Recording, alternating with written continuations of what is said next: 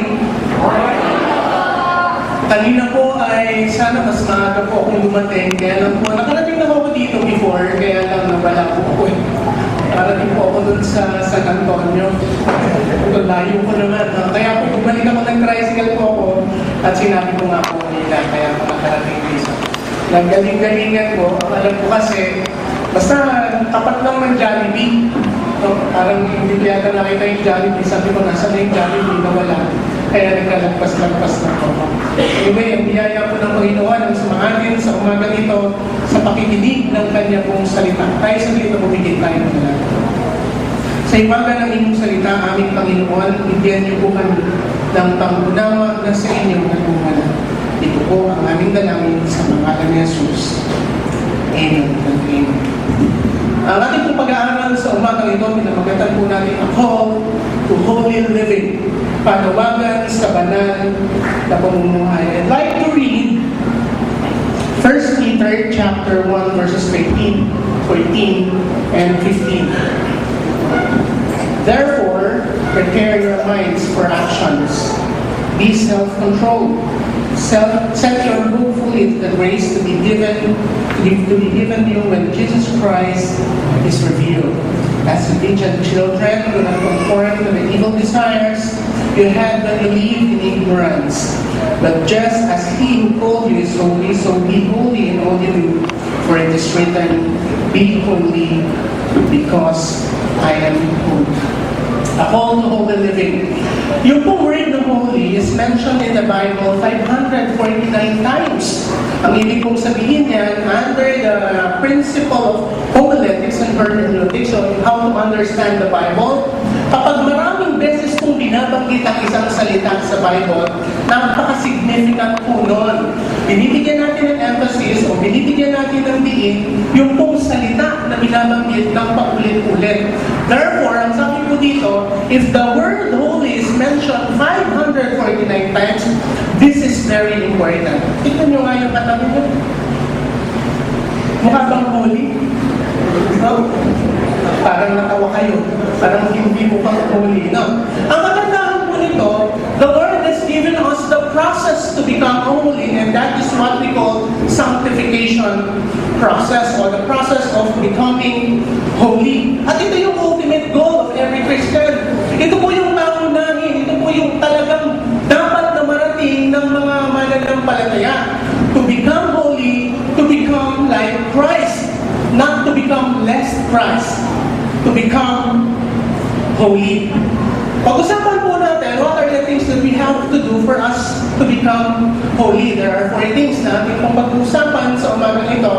Number 1, how to become holy? By hindering the work of evil. Verse 13 and 14. No, hindering the work of evil.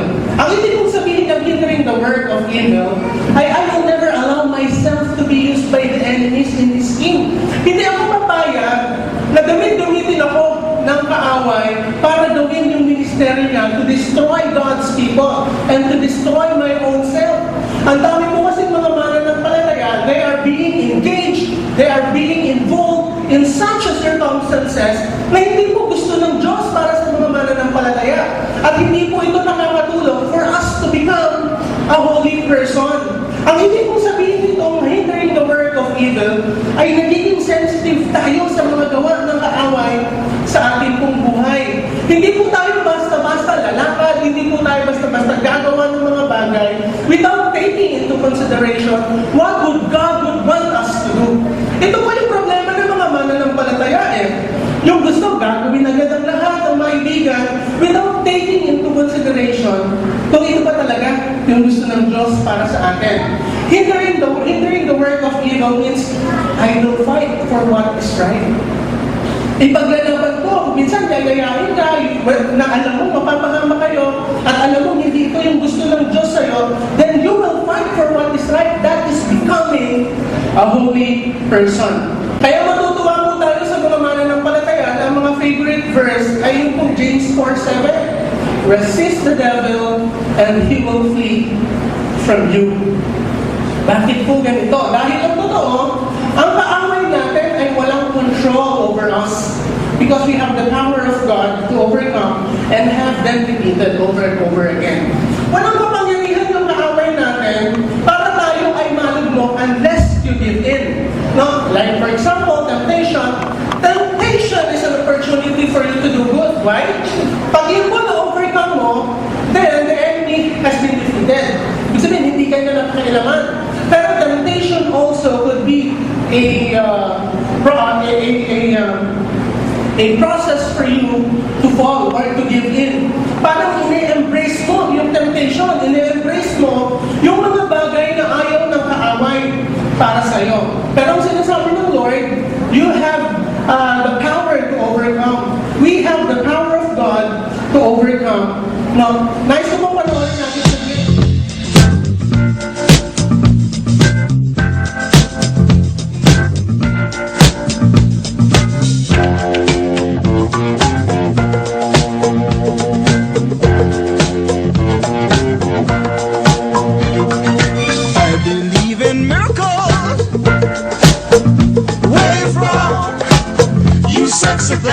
sexy thing, you. I believe in miracles. Since you came along, you sexy thing.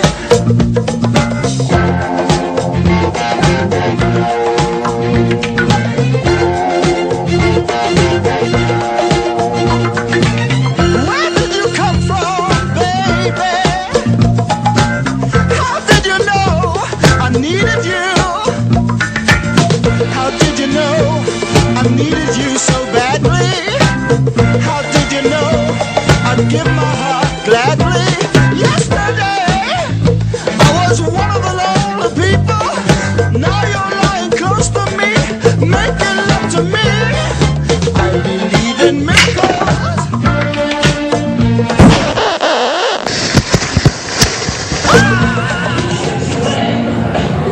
Marami pong mga mananampalataya, they are compromising their lives, their Christian faith, sa mga bagay na hindi po karapat-dapat para sa kanila.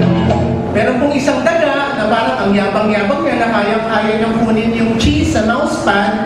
At ang pong mga mananampalataya nakikipaglaro sa kaaway without knowing that later on they will find themselves trapped in Satan's perimeter. Malungkot po ito sa mga mananampalataya because we've heard a lot of Christians fall dahil sa mga bagay na they are compromising. So ang sabi po dito, it is important na makita natin na ang pakikisama ay hindi dapat, lalo na when you are compromising your faith to the Lord. Dahil ang kaaway ng pakikisama ay paninindigan. Sabihin niyo nga po sa katabi na, ang kaaway ng pakikisama ay paninindigan. No, ang dami pong mga Christian kasi, no, they are compromising. Ang hirap po dyan sa mga mananampalataya. That is not becoming a full person when you are compromising, lalo na sa gawa ng kaaway. Christians are not to be caught inside Satan's perimeter. Ang lungkot po nito, pag nasusumpungan natin ang mga mananampalataya, ay natatagpuan natin sa perimeter ng kaaway. No? Minsan po malungkot na we are always declaring we are Christians, pero sometimes sa community natin, we are sometimes engaged or involved in different circumstances na alam po natin hindi dapat para sa mga mananampalataya. Kung makapanood niyo po itong movie na ito, and I'd like to encourage you na panoorin niyo po yung Courageous.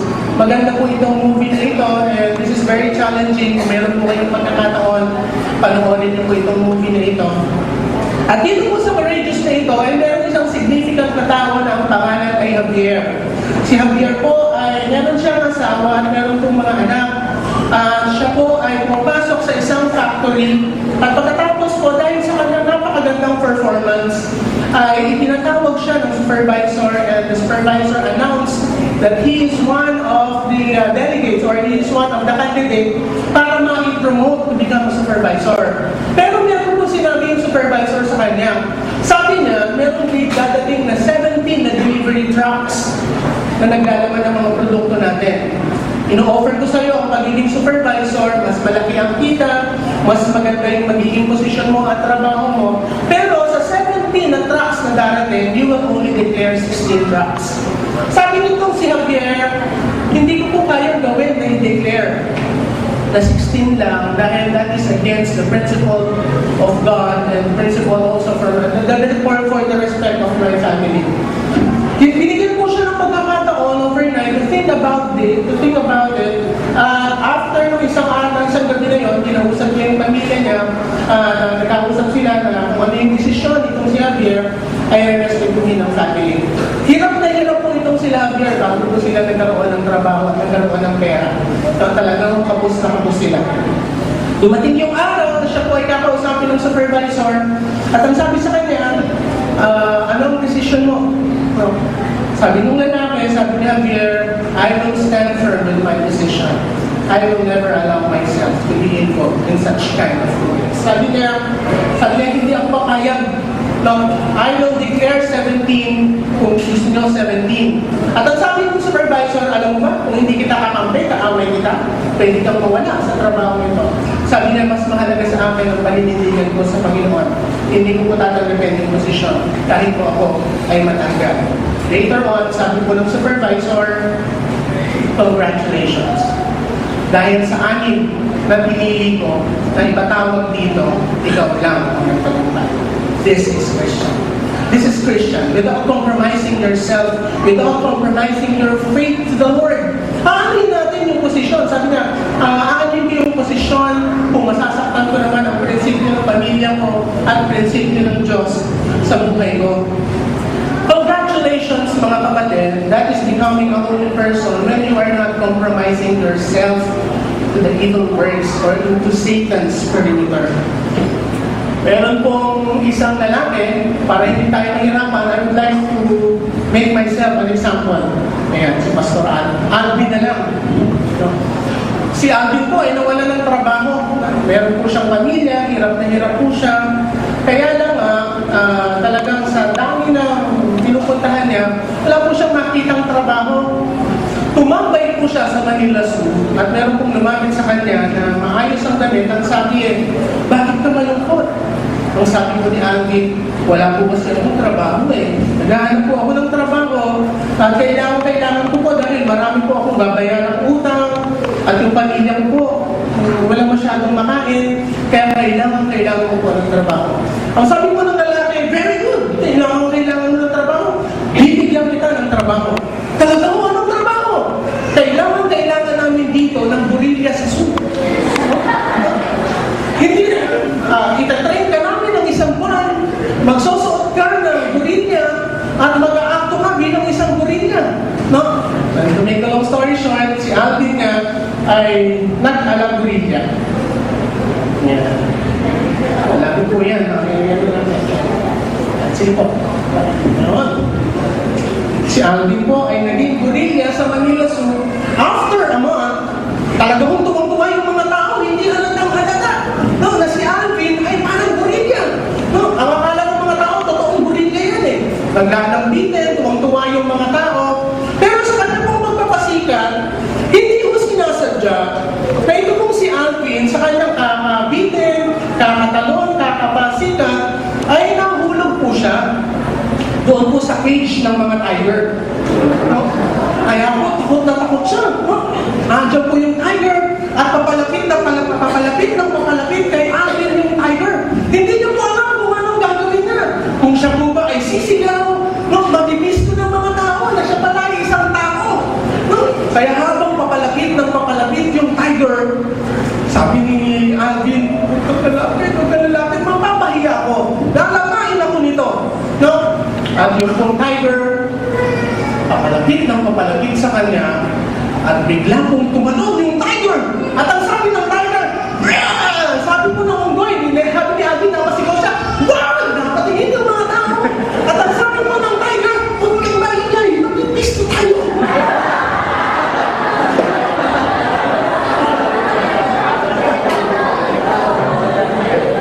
Pareho pala silang nagpapanggap, isang unggoy at isang tiger.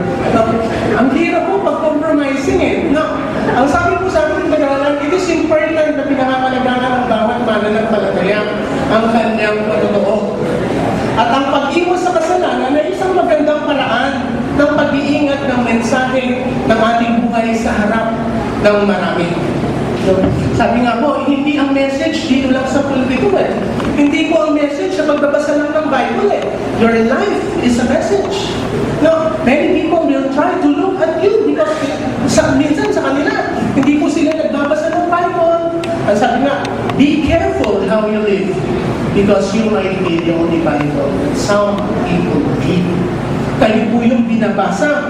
Anong binabasa kaya ng mga tao sa paligid po natin? Hindering the work of evil, sabi ko nga po, ay pag-iwas sa kasalanan and taking care of your testimony around the people, around your people, your community, and of course, napakahalaga ito sa inyong pong family. Hindi po maganda sa anak ng Diyos ang hindi marunong umiwas sa kasalanan. Siguro po, 2 years ago, nabalitaan natin, Felix Salvador, kilala niyo po yun, no? Nag-declare po siya na siya ay isang bago ng mananampalataya at sabi niya nga po sa kanyang mga huling interview na 2 years ago, sabi niya siya ay nagpapastor na. Pero alam po ninyo, after a month, Felix Salvador was involved in a car accident at binugbog niya po yung driver ng bus. How come? No, ang sabi po natin dito, we are to be careful on how we live. We are to be careful on how other people look on us. Hindi po kasi ito, buhay lang natin ang pinag-uusapan. Ang pinag-uusapan din po natin dito kung anong buhay ang pinapakita po natin sa harap ng maraming tao. That is becoming a holy person. You are taking care of your testimony. You are taking care of yourself. Hindi po ito usapin na tayo lang, kundi pag-usapan din natin ano yung mga sasabihin ng mga tao sa atin. Narinig na po natin yung ilang mga mananampalatayang bumagsak, kahit na po mga leaders, kahit mga ordinary member, napakarami na po natin narinig. Ang nais ko po, na-encourage ang bawat isa, na huwag na tayong dumamay na. No? Sabi nga po, naninindigan na tayo ngayon, na tayo ay mananampalataya, panindigan na natin yun. No? Hindi yung sasabihin lang po natin na tayo ay mananampalataya, and we are following the Lord, we are obedient to the Lord, pero meron mga pagkakataong hindi naman. So, becoming a holy person is undergoing sanctification process. Lahat po tayo should undergo the sanctification process. Sa hindering the work of evil, it is important na meron pong preparation o yung pong kahandaan ng isip sa paggawa. Sabi po ng verse 13, therefore, prepare your minds for action. Be self-controlled. Our enemy is at work right now. Totoo po yun. And he is in double time to destroy God's people. Sabi ko nga po sa inyo, ang dami na po natin narinig na nasira ang totoo sa napakaraming mga mananampalataya. Isang malaking bagay, isang malaking dagok sa mga mananampalataya na hindi lang siya yung nag-fall, kundi yung mga taong naniniwala at nagtitiwala sa Kanya. Our enemy, masyado na po silang busy ngayon para sirain po tayo. Naalala ko, noong 2009, the prayer of the Church of Satan was to destroy God's worker. Last year po, to destroy God's family. Ewan ko po ngayong ewan ko po ngayong 2012. Pero imagine niyo po, ang prayer ng Church of Satan to destroy God's leader. No, kaya po ang daming mga leader ang bumabagsak, ang gagaling po mga pamilya ang nasisira. No, ito yung mga prayer ng Church of Satan. Ito yung mga ministeryo nila. At alam po ninyo, para sa mga anak ng Diyos na gagawa ng pagkakamali, it will be very easy for the enemy to destroy God's people. Bigilan po natin sila, huwag tayong pumayag na makalaggan yung pangalan ng Panginoon sa mga ganitong bagay. And preparation of mind for action means having a good decision making. Sabi po ng survey ng Times Magazine in 2010, half of our decisions are failures. Kalahati daw po, 50% of our decisions are destined to fail. Bakit po? Kasi minsan, kahit na mga mananampalataya, basta-basta na lang nagdidesisyon without acknowledging God kung ito ba yung gusto ng Diyos para sa akin. So dapat ang mga mananampalataya, pinapractice ang good decision making. Hindi po laging poor decision making. Hindi basta-basta. They are thinking about it wisely. Dahil yun po yung sinasabi ng Bible. Hindi tayo basta-basta gagawa ng isang pagpaplano ng mga bagay na gusto natin without acknowledging the decision of the Lord in our lives. Hindi po ba? Ewan ko kung papayag kayo. Hindi ko po alam kung papayag kayo na tama yung survey ng Times Magazine that half of our decisions are destined to fail. Sabi po, preparation of mind for action is very important. No? Hindi po tayo pupunta sa isang gera without us being prepared dahil alam po natin, there will come a time that Satan will attack God's people for them to fail. No? Maraming beses tayong susubukin ng kaaway para tayo ay bumagsak. Alam po ninyo, kahit sa church nga, minsan napaka-mailing mga usapin lang. Pagtatalunan ng pagtatagal-tagal. Yung kung ulam lang na ihahanda sa anniversary, katakot-takot na diba? Diba? Hindi, minuto, hindi. May tsado, hindi. Magkagit tayo na sa mga, hindi. Wala, hindi. Lahat na lang. No, parang pati ulam, tinagtalunan na sa church. Napakalungkot po dyan, ano. Let us be unified by the presence of the Lord sa pamamagitan ng ating mga good decision making. So, at pangalawa, dito sa hindering the work of evil ay it's important yung pong revelation ng Lord o kapahayagan ng Diyos. Sa verse 13 pa rin, set your hope fully to the grace to be given you when Jesus Christ is revealed. Ang kagandahan po nito, hindi tayo iniwan ng Diyos na hanap kung ano yung gagawin. The Lord has revealed Himself to us. Ang kailangan na lang po natin gawin is to walk the same way that God has walked.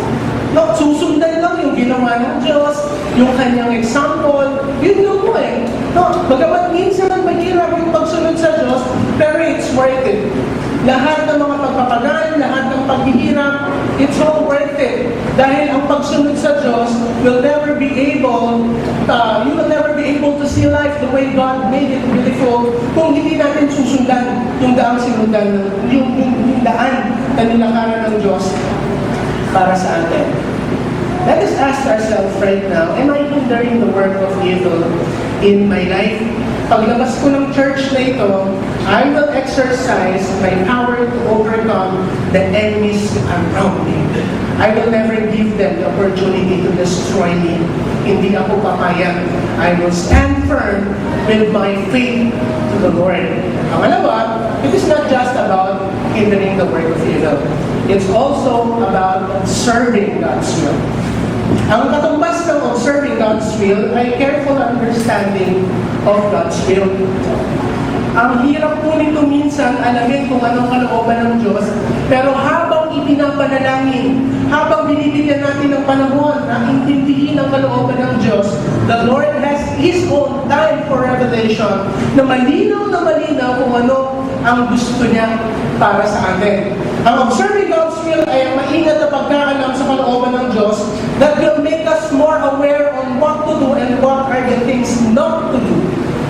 Hindi lang po ito about hindering the work of evil, kundi ino-observe ko sa lahat ng mga ginagawa ko, nakalinya ba ito sa gusto at plano ng Diyos para sa buhay ko. Because observing God's will is very important for us. Verse 15, but just as He who called you is holy, so be holy in all you do, for it is written, be holy because I am holy. Ito po yung mga tao, ito po yung mga mananampalataya na mga matatalino. Ito po yung mga mananampalataya na iniisip at pinag-aaralan yung mga hakbang at gusto ng Diyos para sa buhay nila. Ito po yung, oops, I have to be careful. Ito po yung ayokong magkamali. Kailangan sigurado ako sa lahat ng ginagawa ko. This is observing God's will. Sabi mo, ganito ang lahat ng mga mananampalataya. Iniisip muna, pinag-aaralan muna kung makakasakit ng iba. Pinag-iisipan muna, pinag-aaralan muna kung ano yung risk na involved and what will be the cause and effect na prinsipyo na mangyayari after deciding on this matter. Meron po tayong mga pinaplano ngayon siguro. Meron po tayong mga iniisip ngayon. Sabi po dito, you have to observe God's will. You have to be careful. Ang aking bang gagawin ngayon, ang aking bang paplanuhin ngayon, ang aking bang isa sa katuparan ngayon is in line with God's will. Importante po ito. I will stand firm as to what the Lord is saying. Titindigan ko kung ano yung sinasabi ng Diyos sa buhay ko. Meron po magandang example dito sa Old Testament, sa Numbers chapter 23 verse 12. He answered, "Must I not speak what the Lord puts in my mouth?" Ang storya po ito ay sinabi ni Balaam kay Balak. Ito, isang maikling storya, si Balak, hinire si Balaam para isumpa ang bayan ng Israel. At nung isusumpa na ni Balaam itong bayan ng Israel, ang lumalabas sa bibig niya ay pagpapala. No, binabayaran siya ni Balak, no, para isumpa. Pero hindi mo lumalabas. Ang lumalabas pala sa bibig ni Balaam ay mga pagpapala. For how many times nangyari po iyon? Ang sabi niya, ang sagot ni Balaam, kasi sabi po ni Balaam, ano ba naman? Bakit mo pinagpapala itong bayan ng Israel? Eh, binabayaran kita para isumpa. No? Ang sabi po ni Balaam, he answered, sabi niya, "Must I not speak what the Lord has put in my mouth?" Sasabihin ko lang kung ano yung ipinapasabi ng Diyos. Ito na po yung becoming a holy person. Make sure that whatever comes out into your mouth is beneficial to those who listen. Lahat ng po ng lumalabas sa bibig natin should be beneficial to those who listen. Lahat ba ng lumalabas sa bibig ko, nagiging kagamit-gamit, nagiging pagpapala sa iba. Ang lumalabas ba sa bibig ko ay katulad ng sinasabi ni Balaam, "Must I not speak?" No, sasabihin ko lang kung ano yung gustong ipasabi ng Diyos. Tayo po minsan, ang dami nating mga nasabi na, no, ang dami na nating mga nasirang damdamin, no, nasaktang damdamin because of what had been spoken, no, na lumabas sa ating mga bibig. Sinundan pa rin po ito ni Balaam, at ang sabi ni Balaam, hindi lang must I not speak what the Lord has put in my mouth. Sabi niya, Balaam answered, "Did I tell you I must do whatever the Lord says?" Kanina, ang sabi niya, "Must I not speak what the Lord has put in my mouth?" Tapos ang sabi niya po na, "Did I tell you, di ba sinabi ko na sa iyo that I must do only whatever the Lord wants me or whatever the Lord is saying?" Napakaganda po itong pamantayan sa lahat ng mga mananampalataya na ang lahat ng sasabihin ko, lahat ng gagawin ko ay according lagi sa gusto ng Diyos sa buhay ko. Ang ano yung plano ng Diyos sa buhay ko. At hindi pa ito natapos. Nagsalita po ulit si Balak, pinapuntahan pa rin siya itong si Haring Balak at pinipilit na bayaran at isumpa ang bayan ng Israel.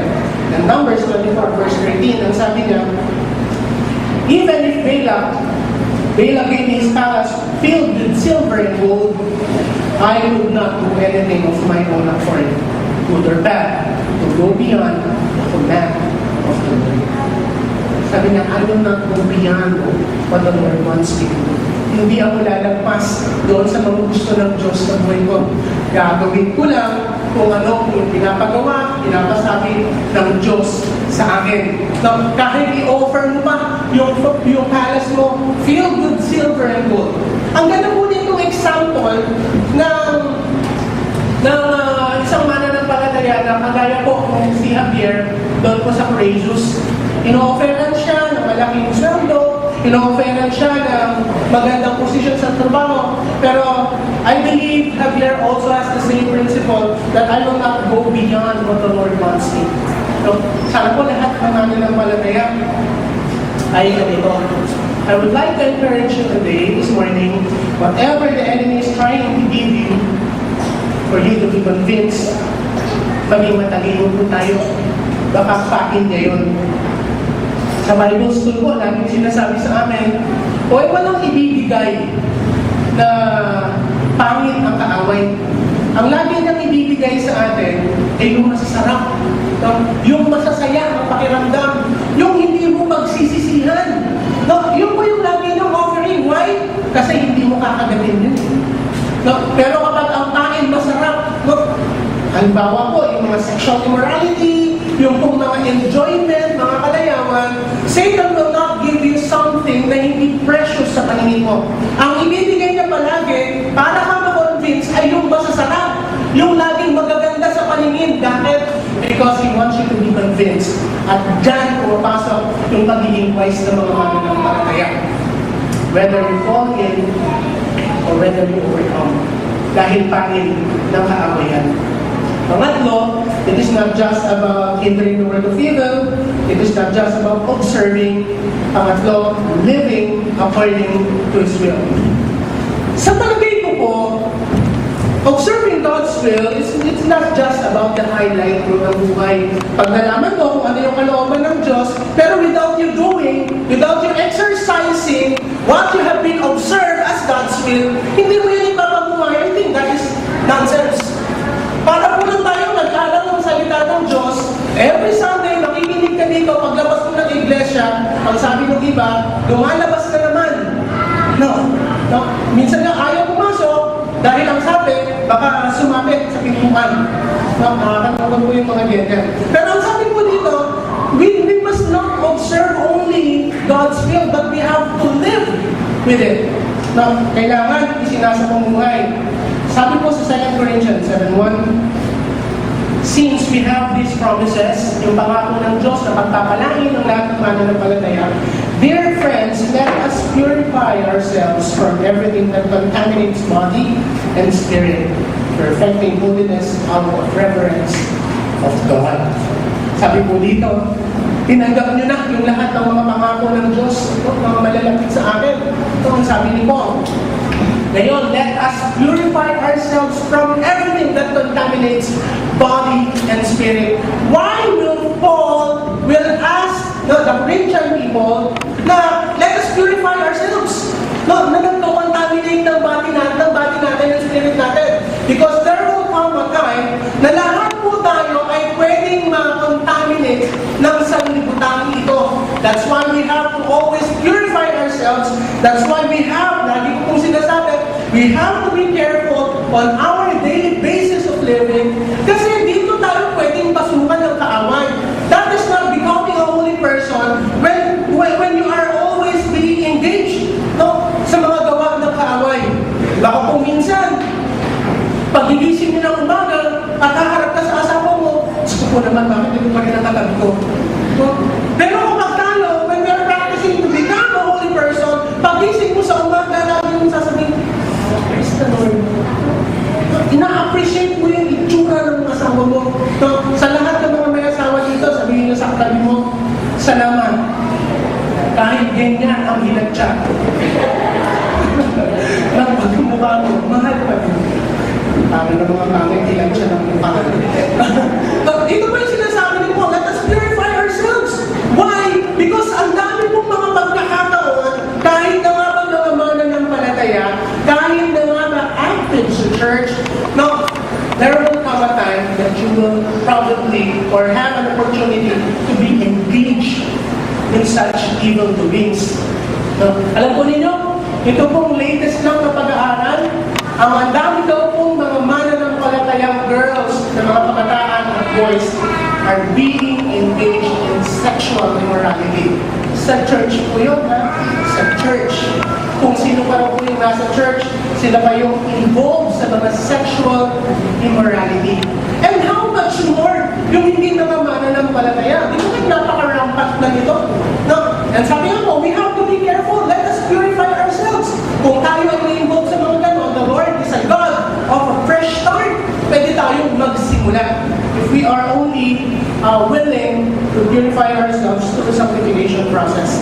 Sabi ko ng Romans 12, verse 1 and 2, therefore, I urge you. Pag sinasabi po ni Paul na, therefore, pag lagi na po yung binabanggit, mag-ingat na kayo. No? Ang context ni Paul lagi, pag sinasabi niya ang therefore, meron akong sasabihin na babagabag sa inyo.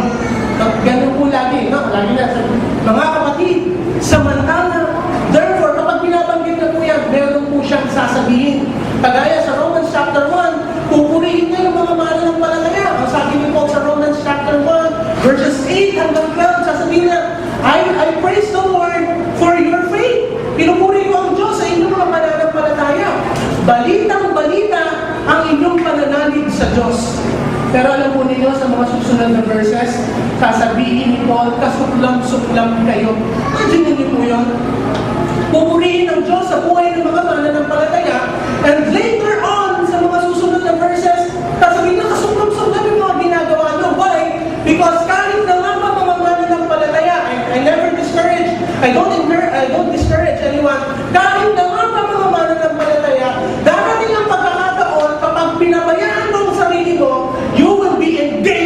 in Satan's trap. Mapapansin mo na lang na andun ka na sa perimeter ni Satan, ang hirap na makawala. Ang hirap na makaalis doon. Kasi nasanay ka na, na-immune ka na sa mga bagay na yon. Kaya sinasabi ni Paul, you have to purify yourself. Kaya lagi ang paalala ni Paul, total transformation. Changing yourself from glory to glory. Dapat lahat ng mga mananampalataya, ganon. Kaya tama yung kante. Dapat binabago ako ng Diyos araw-araw. Therefore, I urge you, Romans 12 verses 1 and 2, brothers, in view of God's mercy, to offer your bodies as living sacrifices, holy and pleasing to God. This is your spiritual act of worship.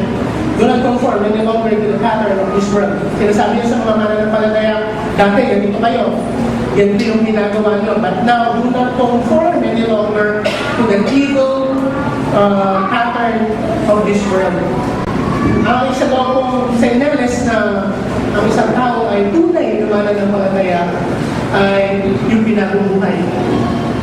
Sabi po ng original word ng holy ay ang holy daw po, ang ibig sabihin niyan ay hindi yung hindi na nagkakasala. No? Ang ibig daw pong sabihin ng holy ay yung ayaw magkasala. No? Kaya po yung mga disciples, yung mga alagad ng Diyos ay tinatawag ng mga mananampalataya ay tinatawag ng mga holy. No? Kasi they are forbidding themselves or they are hindering the work of evil in their lives. Ang ibig kong sabihin niyan, ang pagiging holy ay yung hindi ka parang may hilo at ang tingin sa inyo mga tao, hindi ka na nagkakasala, hindi po yun ang holy. Ang holy po sa Bible, ang ibig sabihin niya, ay umiiwas at ayaw sa kasalanan. 1 John 5:13. Ang tunay ng mga anak ng Diyos ay hindi nagpapatuloy sa pagkakasala. Ano po yung sabi? Ang tunay na anak ng Diyos. Meron pong label na tunay na anak ng Diyos at hindi nagpapatuloy. Ano yung hindi nagpapatuloy? Alam po ninyo, nung ako po ay college, ay lagi po kami nag-aaway ng kuya ko at ako po ay worship leader noon sa Maliksi. Kakasutukan po kami noon. Iyak ako ng iyak pagkatapos ng suntukan. Hindi po dahil sa nabukod ako. Kundi nalulungkot ko ako sa mga nagawa ko. Laban po doon sa kuya ko. Punta po ako sa kwarto. Pagpapatuto po ako ng mga Christian. So, iyak po ako ng iyak. Hangin po ako eh. Sorry Lord. Pagkatapos po ng isang linggo, magkakapang-abot na naman kami. Subukan na naman. Sorry na naman ako kay Lord. Nakakanta na naman ako sa kwarto. I finally realized 1 John 5:18, ang tunay na anak ng Diyos, hindi nagpapatuloy sa kasalanan. Christian does not continue to sin. Importante po ito sa mga mananampalataya. Now, this is your spiritual act of worship. Do not conform any longer to the pattern of this world, but be transformed by the renewing of your mind. Then you will be able to test and approve what God's will is, His good, and perfect will. Ito daw po yung gusto ng Diyos sa atin to offer ourselves as a living sacrifice. Ang huli na po, yielding of self to God. Ang ibig mong sabihin nito ay kung pusong pagpapasakop sa Diyos. Upon knowing and observing God's will and living, na hindi pa rin po doon natatapos, lifetime responsibility and accountability ang pagsunod sa Diyos. Lifetime accountability and responsibility, yung pagbabago sa sarili, sabi ko nga po, changing us from glory to glory. Yielding of self to God means I will not make any reservation for myself. No, ang lagi kong susundin, like Balaam, I will only speak, I will only do what the Lord wants me to do. Kung ano ang gusto niya, doon ako. I'd like to challenge you today on holy living means godly living. Ito po yung panawagan ng Diyos sa atin. Ayaw ng Diyos na ang kanyang mga anak ay sabi ko nga, magiging gold sa evil pattern ng mundong ito. He would not want His people to be destroyed by the enemies. Minsan nung siguro binasag na tayo ng Diyos. Minsan nung siguro naranasan na natin paluin ako ng Diyos at ipaalala sa akin yung mga bagay na aking nagawa laban sa Panginoon. But congratulations! Because binigyan ulit tayo ng opportunity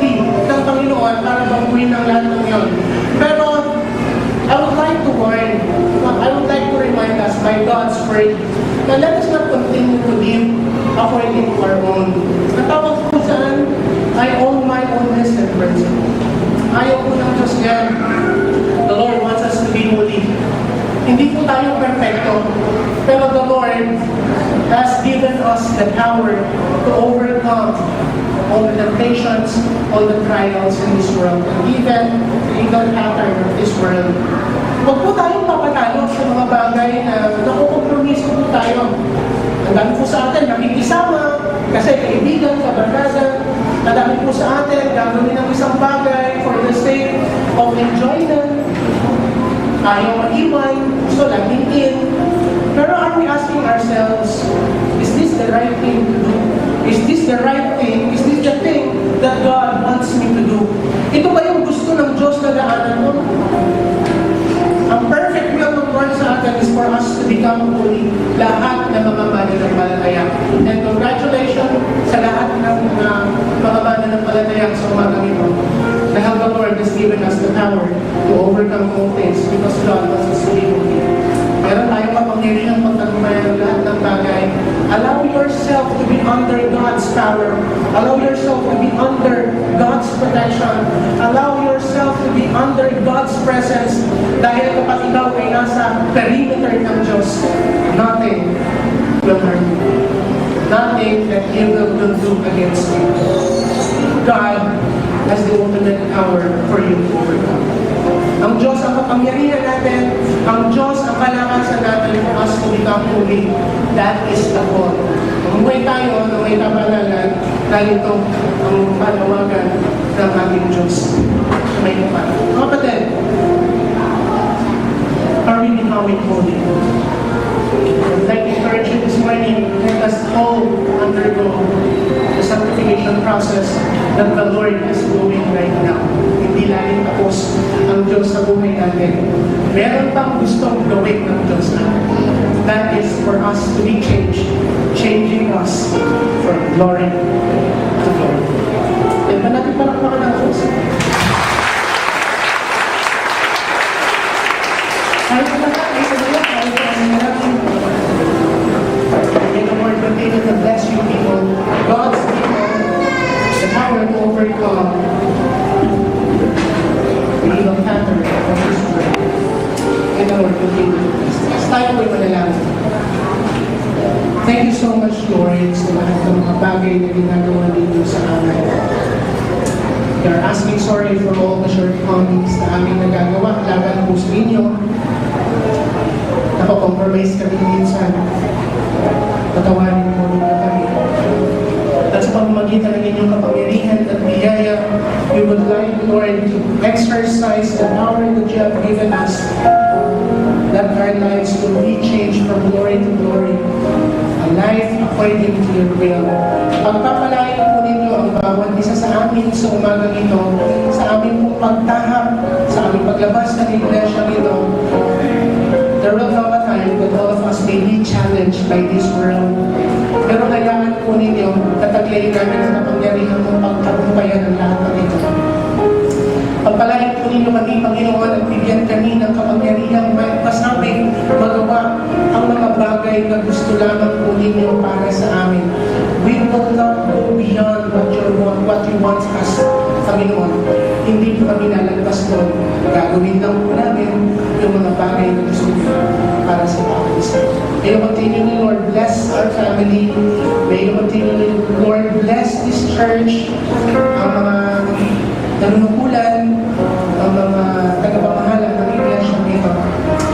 Bigyan niyo po sila ng kapangyarihan ng Panginoon to become more holy and to achieve our ultimate goal. Lahat po kami, we are praying, Lord.